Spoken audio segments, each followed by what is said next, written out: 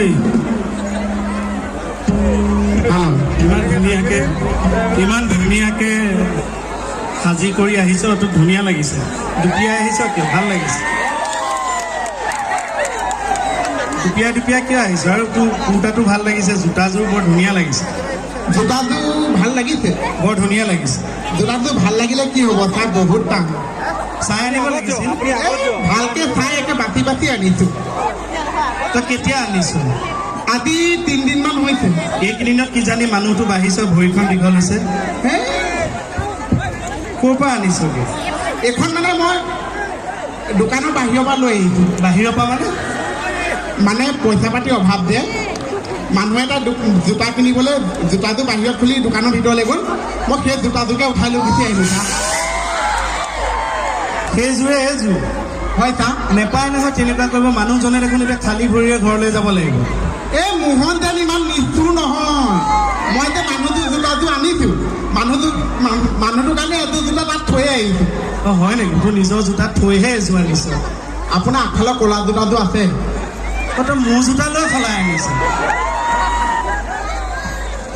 কেকেটা আকৌ ধুনীয়া লাগিছে হয়নে? ধুনীয়া লাগিছে নে? আচ্ছা, ধুনীয়া লাগিবলৈ আকৌ মোক পিছৰ মানুহখিনিয়ে দেখিছেনে নাই? চাওঁ হাতবোৰ জোকাৰি দিয়কচোন, আমি দেখি। ধুনীয়া, কিন্তু বৰ ভাল লাগিছে দেই। অনুষ্ঠানটো আমি আৰু কৰি যাম, আমাৰ আৰম্ভ হ'ল। সব জেগাতে টিংখাং বুলিয়ে নহয়, সব জেগাতে এইটো হুলস্থুল দৰ্শকে কৰেই। কিন্তু ইয়াত বিশেষত্বটো হৈছে ইমান সময়, সেই তেতিয়া সন্ধ্যা 6মান বজাৰ পৰা এতিয়ালৈকে দৰ্শকৰ ইমান উৎসাহ ক'তো চাগে আমি নেপাম আৰু দেই, সঁচাকে ধন্যবাদ। আপোনালোকৰ ভোক লাগিছে নে না? ভোক লাগিছে? নাই লাগা? মোক দেখি কেনেকুৱা পাইছ? কথাটো গৈ ক'ৰবাত পালিগে যে। কেকেঠাক বহুত মস্তি লাগিছে হয়নে? ভাল দেখিছিলে না? অকণমান হ'লেও অকণমান নিয়মটোতো আছো ধুনীয়া লগা। পথাৰৰ মাজতে গছজোপা, তেনেকুৱা গছজোপা নিচিনা লাগিছে। আচ্ছা, বিহুৰ সময় যে সেইকাৰণে প্ৰকৃতিৰ লগত মিলাই দিলি আৰু ন? খালি ওপৰৰ পাতবিলাক সৰি গ'ল আৰু। নাই, আচলতে পাতবিলাক সৰি গ'ল মানে আচলতে যিটো ৰস লাগে মগজু, সেইটো ৰসেহে চুলিবিলাক দীঘল কৰিব। আমি আজি 9 বছৰ বেহাৰবাৰী আউটপোষ্টৰ ৰস দিওঁতে মোৰ ইয়াৰ ৰস কমি গৈ চব চুলি সৰি গৈছে। আৰু ইফালে মণিজনীও তাই এইফালে মহিলা সমিতি কৰি থাকে, ইমান ওকণি। মই বোলো এইবোৰ কিবা ঘঁহা, তাই সেইবোৰো নকৰে। পিছত ভাবিলোঁ বোলো তাইক কৈ থকাতকৈ চুলিটো মই মণিৰ চাইজত কাটি দিয়াই ভাল আৰু চুলিটোকে কাটি দিছে আৰু বোলে আও হৰি। আজি মণিবৌক নানিলে ভালেই হৈছে চা। কিয়? মানে এডাল ভিৰত মণিবৌ মানে আহি ক'ত বহিলে এটা আপুনি ক'ত বিচাৰি ফুৰিলে এইটো। আমাৰ মণিৰে মোৰে যোৰাটো দেখি কিন্তু বহুত মতা মানুহ জ্বলে দেই। এইবিলাক জ্বলি লাভ নাই, সাধি পাইছোঁ মণি। সঁচাকৈ কৈছোঁ, কিবা আগৰ জন্মত পুণ্য কাম কৰিছোঁ নেকি? মণিক লৈ গ'লে এতিয়া আপোনালোকৰ কিমান খৰচ ক'ৰবাত ফুৰিবলৈ গ'লে। মোৰ তেনেকুৱা খৰচ নাই নহয়। মণিক মই কোচতে বহুৱাই লওঁ, আধা টিকট কাটিলেই হ'ল, আধা ধৰে তাই। মোৰ এটা, তাইৰ আধা।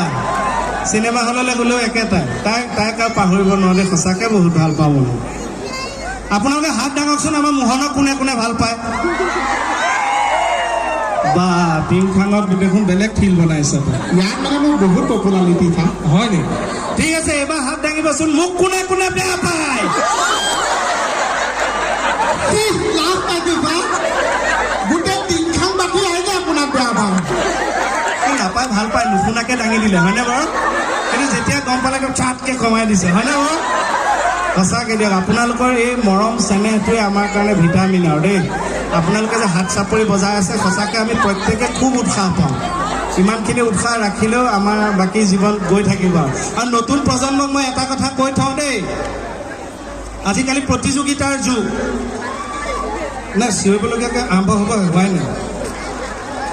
প্ৰতিযোগিতাৰ যুগ। পঢ়াটো টপ হ'ব লাগিব, খেলাটো টপ হ'ব লাগিব, সাংস্কৃতিক ক্ষেত্ৰত টপ হ'ব লাগিব। গতিকে নতুন প্ৰজন্মক কৈছোঁ, কেৰিয়াৰৰ পাছত কোনো দৌৰিব নালাগে। কেৰিয়াৰৰ পাছত কোনো দৌৰিব নালাগে। আগতে চাইকেলখন কিনি লোৱা, কেৰিয়াৰ এনেই পিছত লাগি আহিব। মোৰ খুৰা ল'ৰা এটা গুৱাহাটীতে পঢ়ি আছে। বিহু আহিছে কাৰণে খুৰা এই ল'ৰাটোৰ ৰুমলৈ গ'ল, বোলে খবৰ এটা লওঁ, পইচা পাতি কি লাগে দি থৈ আহোঁ। ৰুমৰ পৰা ছোৱালী এজনী ওলাই আহিছে খুৰাই কৈছে আমাৰ এই বিনয় ক'ত বোলে গা ধুই আছে বোলে তুমি কোন বোলে মই বিনয় ভণ্টি খুৰাই কৈছে আমাৰ কোৱাই নাই মোৰ ছোৱালী এজনীও আছে বুলি থেংক ইউ হাত চাপৰি এখন বজাই যদি গান অকণমান গাওঁ বেছি দীঘল নকৰোঁ আৰু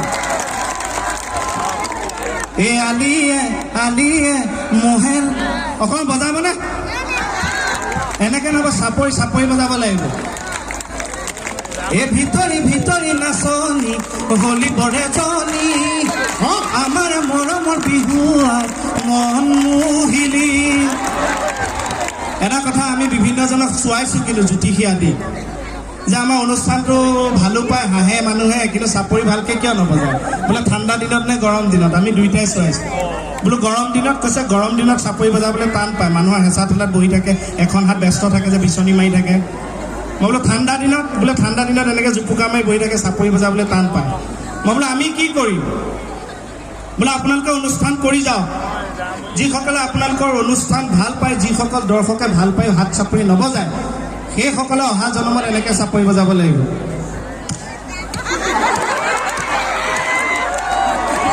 শিল্পীৰ প্ৰতি এইটো মৰম সদায় ৰাখিব মানুহবোৰে মৰাৰ পাছত বেছি প্ৰশংসা কৰে মৰাৰ আগত বেছি প্ৰশংসা নকৰে হয়নে এটা কথা মনত ৰাখিব মৰাৰ পাছত ফুল দি লাভ নাই যদি জীয়াই থাকোঁতে হাত এটা নিদিয়ে মানে আমি মানুহনো কি কথা সঁচাকৈ দেই মানুহৰ জীৱনটোনো কি মানুহৰ জীৱনটো একো নাই আজি আছে কালি নাই সঁচাকৈ দেই মানুহৰ জীৱনটো হৈছে কচু পাতৰ ঠাই পানী নহয় ঠাই পানীহে না ঠাই আচ্ছা সেইকাৰণে প্ৰথম চিধাই পানীটো পেলাই দিব লাগে চা তাৰপিছত তাতে মোৱা মাছ কেইটামান আদা নহৰু বেলেগ এটা খাব মই চামে এইটো চাইছেনে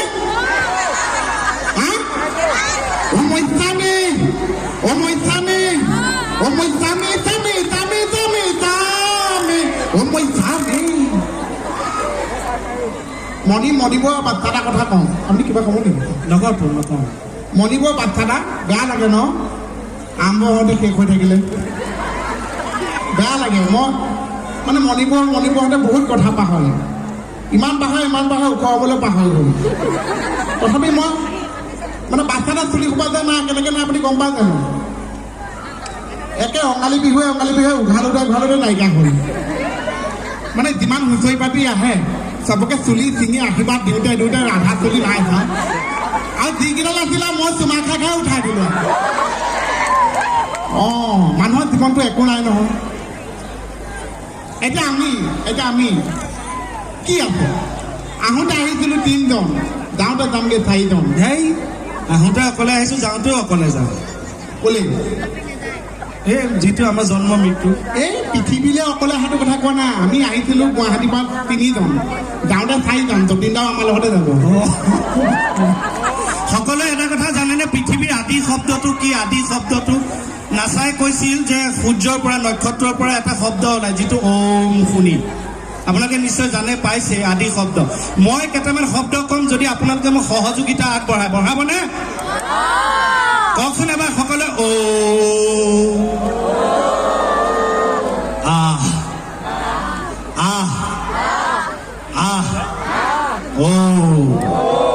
এইবাৰ ক'ব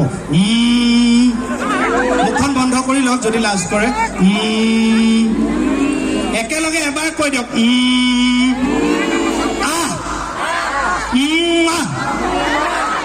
থেংক ইউ বহুত ধন্যবাদ জীৱনতে প্ৰথমবাৰ এইবাৰ মই এনেকৈ ৰাজহুৱা চুমা পাইছোঁ